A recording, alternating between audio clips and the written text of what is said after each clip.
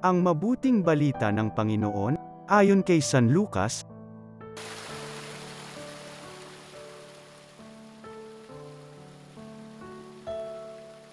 Noong panahong iyon, ang Panginoon ay humirang pa ng 72.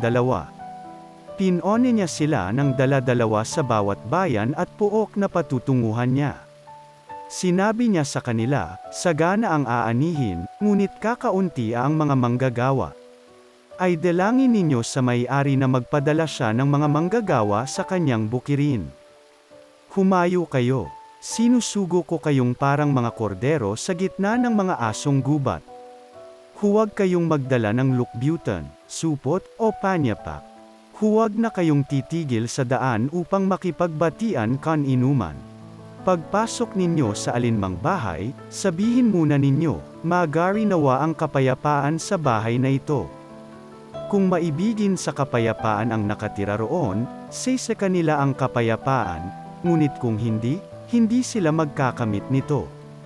Manatili kayo sa bahay na inyong tinutuluyan, kanin ninyo at inumin ang anumang idulot sa inyo sapagkat ang manggagawa ay may karapatang tumanggap ng kanyang upa.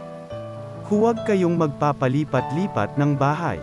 Kapag tinanggap kayo sa alinmang bayan, kanin ninyo ang anumang ihain sa inyo, pagalingin ninyo ang mga may sakit doon at sabihin sa bayan, nalalapit na ang paghahari ng Diyos sa inyo. Ngunit sa alinmang bayang hindi tumanggap sa inyo, lumabas kayo sa mga lansangan nito at sabihin ninyo, pati ang alikabok dito na damaykit sa aming mga paa ay ipinapagpag namin bilang babala sa inyo. Ngunit pakatandaan ninyong nalalapit na sa inyo ang paghahari ng Diyos.